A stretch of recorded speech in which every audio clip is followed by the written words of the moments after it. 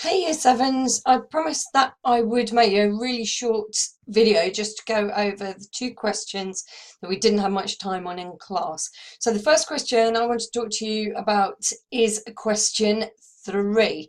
So normally it would be out of 8 marks. It's not a massive question, but in your exam, because you're not doing a question 4, your question 3 will be out of 16 marks. So you spend a little bit longer on this one than 8 minutes. I probably spend between 10 and 15 minutes on this one.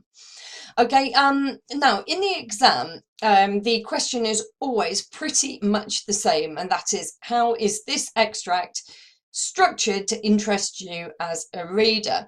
And the thing is, it might not interest you as a reader, but you have to kind of pretend that it does. It does give you 3 bullet points to help you. And it says, like, how does it engage your interest at the beginning? How does the focus change as the text moves on? And then anything else that interests you. However, I find these 5 questions much more useful because they will demonstrate for you the kind of shifts that you will see in the text. So what I'm suggesting to you is, if you have time this evening, learn these questions, just the first one from each row, off by heart. So the first one is whose views, who's telling the story. Okay, so the kind of thing you might want to think about, is it first person? So is it I speaking, like a very personal narrative voice, or is it a third person? And you may know the word omniscient from your religious studies. Omniscient here means all-seeing, and that's normally a third-person narrator, and they can see everything in the story that is going on. Sometimes a third-person narrator is used, but they show things from the point of view of the main character, and that's called vocalization, or we could say the story is vocalized through the eyes of a specific character. The next one says, what time is it? And that doesn't mean look at the clock in the exam hall. Don't be silly. No, it means what is the time in the text. So for example, does it start in the afternoon and finish in the evening? Is it literally 5 minutes in time? So time is really real. Does the pace seem to go really, really quickly in one bit and then really slow down in another bit? Okay, so think about how time is being used. Some of the words that you can use for time could be linear. So that means that time is moving like it does in real life. So it's moving smoothly along. Chronological means the same thing, but in the exam situation, linear is kind of easier to spell. Sometimes you might see a flashback, so a character might think back to another time. A character might remember something. I wouldn't worry too much about circular and fragmented, but really they do what they say on the tin. However, present or past tense can be quite useful, as can foreshadowing. So when something happens in the text, that gives you a massive clue as to what's going to happen a little bit later on. Right, the next thing you'll want to have a look at is, where am I? So think about, where am I? Where does the narrator move you? Do you start off, for example, like in the main character's bedroom, alone, thinking about things, and then move later on in the text to the family dining room, for example? So think about that, because that's big shifts in the text, and think about the point of it. And the next one could be, who is here? So again, you might start off just with one main character, and then more characters might be introduced, and they might change the tone or the mood.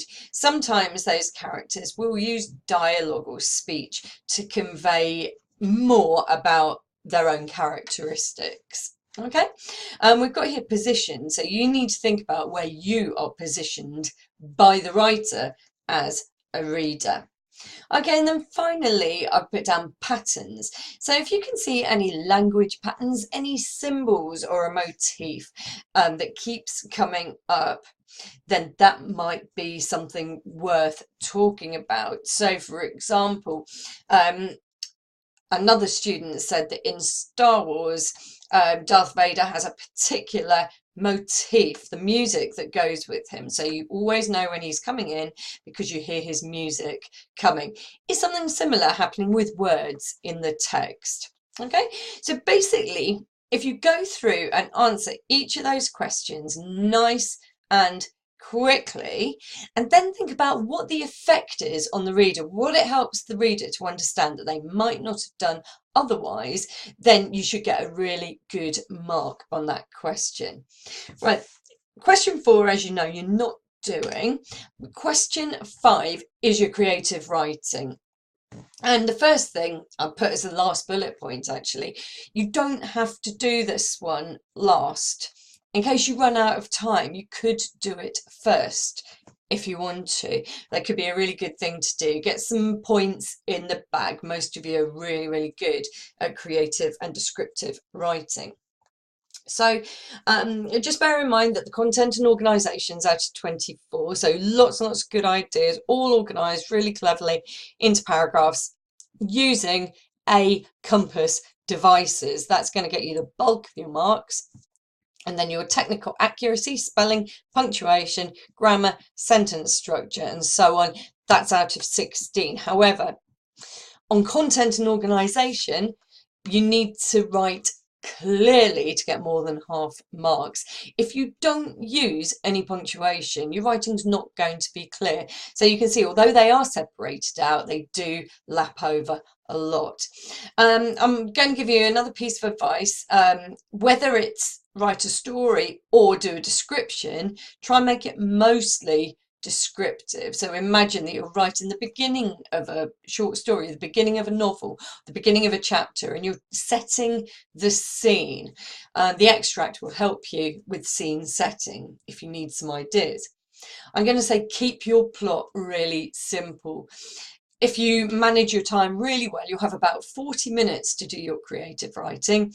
Trust me, you cannot write a complicated story in 40 minutes. Keep it really simple. Focus on that description. It can be a really good idea to use dialogue. It helps us to understand more about the different characters.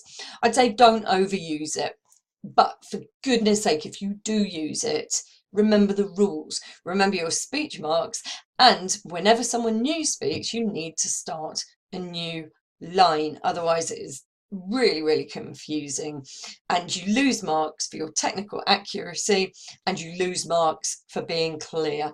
Okay, I'm going to suggest that you have no more than 3 main characters. Okay, if you need some little extra ones just there for background noise and to set the scene, that's fine, but only 3 characters, and you need to develop those properly. And just to repeat what I said before, you can do this question first, and for some of you that might be a really good option. Doing a piece of creative writing, something you feel confident about, can be a really nice way to ease you into the exam.